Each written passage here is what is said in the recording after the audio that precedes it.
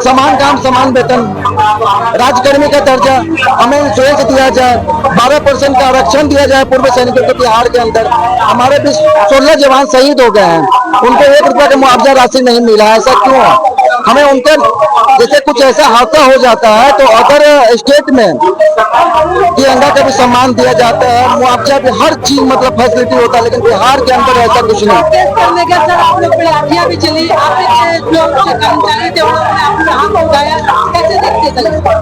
अब देखिए, उस दिन की बात बता रहे हैं, उस दिन तो हमारे बंदे ने, मैं क्लियर कर देना चाहता हूँ, हमारा कोई भी ऐसा जवान नहीं था कि किसने लाठी चलाया हो, डंडा चलाया हो, लात मारा हो।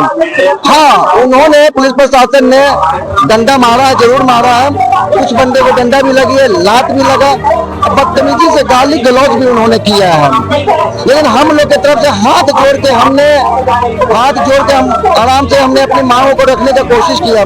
उन्होंने सबसे एक नीचा काम एक चीज और किया है, महिला सिपाही को आगे रखने का काम किया है उन्होंने। अभी हम लोग में क्या, अभी उनका पुलिस प्रशासन या जेंट्स में नहीं था क्या कि महिला सिपाही को आगे रख के, उनकी पता नहीं मनसा क्या थी, नहीं रही होगी तो हमें नहीं पता, उनको मनसा उनको पता होगा। तिरंगा का भी अपमान किया गया। आप तो उस दिन थे ही, सारा चीज, लेकिन अभी तक हमारी कोई बात नहीं हुई है, ना कोई अभी तक आगे बात। हमने कल गृह सचिव सर से मिला है, हमने फाइनली गृह सचिव सर से मिले, उन्होंने आवेदन लिया, आवेदन लेके उन्होंने आश्वासन दिया है कुछ न कुछ होगा। अभी इंतजार में है कब तक वो आदेश सुनाते हैं। उठ जाता है अग्निवीर को भी लेकर, जो 4 साल नौकरी छोड़ के आएंगे, फिर उनको स्टेट में नौकरी दिया जाएगा, फिर उनके साथ ऐसा किया जाएगा, तो कैसे उनका जीवन? ये तो बात आपने एकदम बिल्कुल सही बोला है सर। अभी अग्निवीर को लेकर देखिए, बगल का स्टेट है यूपी में लगभग 40% का आरक्षण दे दिया है, अनाउंस कर दिया उन्होंने अग्निवीर के लिए, लेकिन बिहार में जब पूर्व सैनिकों का आरक्षण नहीं है, पता नहीं वो कहाँ रखेंगे और वो बेचारे कहाँ जाएंगे। वो तो सरकार की तरफ से अभी तक कोई घोषणा नहीं हुआ, सारा घोषणा पे घोषणा डेली हो रहा है, लेकिन इनके लिए कोई घोषणा नहीं है। दूसरे हर राज्य में लगभग घोषणा होते जा रहा है पूर्व इनके लिए, अग्निवीर के लिए। 12 का लेकर 112 का जो होता है, काफी ज्यादा विकसित ऑपरेशन को अंजाम देते हैं, हर जगह रिक्शा ऑपरेशन नहीं जाते हैं, तो मैं जानकर।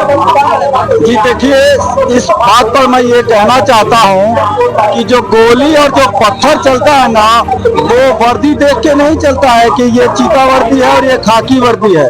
गोली हमें भी लगती है, लाठियां हम भी खाते हैं और हमारे भाई हताहत होते हैं।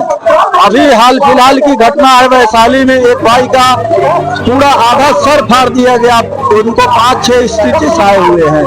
तो जितना रिस्क पुलिस वालों का है उससे कहीं ज्यादा हमारा है, क्योंकि हम गाड़ी भी चलाते हैं और केस में जाकर वहाँ पीड़ित को राहत भी देते हैं। तो इस तरह से जितना उनका रिस्क है उतना हमारा, लेकिन उससे कहीं ज्यादा हमारा। लेकिन फिर भी सरकार हमारे प्रति जो दोहरा रवैया अपना रही है और हमारे साथ जो सौतेला व्यवहार कर रही है, वो बहुत ही निंदनीय है। हम लोग जो एक चालक ही नहीं है, चालक के पद पे हमें भर्ती करके और एक चालक का कार्य भी हमसे लिया जाता है, एक बल का कार्य लिया जाता है, और कभी कभार पदाधिकारी के नहीं रहने पर हम ही पदाधिकारी के कार्य भी करते हैं। जी, एक तरह से देखा जाए तो मल्टीपर्पज रोल हम लोग निभाते हैं इस 112 में। और सरकार की शासन व्यवस्था में जिस तरह से आज 112 मील का पत्थर साबित हुई है, उस तरह से सरकार सिर्फ शाबाशी ले रही है और हमें उसका कोई लाभ नहीं मिल रहा है। जी, कुर्बानी हर जगह हम लोग दे रहे। 15 भाई हमारे वीरगति को प्राप्त हो चुके हैं, जिनको कहीं से कोई मुआवजा नहीं मिला है और ना ही उनके आश्रितों को कोई नौकरी मिली है और ना ही हमारा बीमा किया जा रहा है। तो हम कहाँ जान की जोखिम बनी रहती है, ऐसे में आप लोग यहाँ है, क्राइम बढ़ता जा रहा है, कंट्रोल कैसे हो रहा है? ये तो सरकार को सोचना चाहिए ना। हम 2 बंदे ड्यूटी पे रहते थे, एक बंदा धरना स्थल पे 2 तारीख से धरना स्थल पे रहते थे, लेकिन सरकार हमारी बात नहीं मानी। तो अभी हम अनिश्चितकालीन के लिए हड़ताल कर दिए। सारे जिला की गाड़ी ठप है और 112 की जितने भी टैप हैं वो भी ठप है, क्योंकि हम नहीं है तो टैप बंद है। कोई केस आ नहीं रहे उनके पास। गाड़ी को वो चला रही है, सिविल ड्राइवर से प्राइवेट आदमी से गाड़ी को चला रही है, लेकिन सरकार से हमको छोटी सी मांग है। हमारी क्या बड़ी मांग है, आप देख सकते हैं वहाँ पर सामान्य काम सामान्य वेतन। आप वीडियो देखिए, हमारे बंदे जो है पब्लिक को बचाते हुए उनकी आधा गर्दन कट गया। कोई पुलिस वाले शहीद हो जाते हैं, 1.5 करोड़ रुपया दिया जाता है, हमारे बंदे को कुछ नहीं मिलता, 0/0। ये सरकार को दुर्नीति है ना। जान छोड़ करते हैं यहाँ, लेकिन आपको इज्जत नहीं मिलती। बिल्कुल, हम लोग अगर 112 पे कॉल आता है 5 से 10 मिनट के अंदर हम वहाँ पहुँचते हैं और घटना स्थल पे हम उनको उठाते हैं, हॉस्पिटल पहुँचाते हैं। अन्यथा पुलिस वाले उनको हाथ नहीं लगाते हैं, हम उनको गोदी में उठाते हैं, स्ट्रेचर पे उठा के गाड़ी में डाल के सबसे पहले उसको हॉस्पिटल पहुँचाते हैं और उनकी जान बचाते हैं। लेकिन सरकार हमारी बात नहीं सुन रही है, सरकार सो रही है। हमारी कोई ज्यादा मांग नहीं है, समान काम समान वेतन। ये हमारा छोटा सा इंश्योरेंस होना चाहिए, जो कि हमारे 15 भाई अभी शहीद हो चुके हैं, उनकी विधवाओं को कौन देख रहा है, उनके बच्चे को कौन देख रहा है। हम अपना कटिंग करके उनके घर 2 लाख 4 लाख जो हमारे से होता है हम उनके पास पहुंचाते हैं।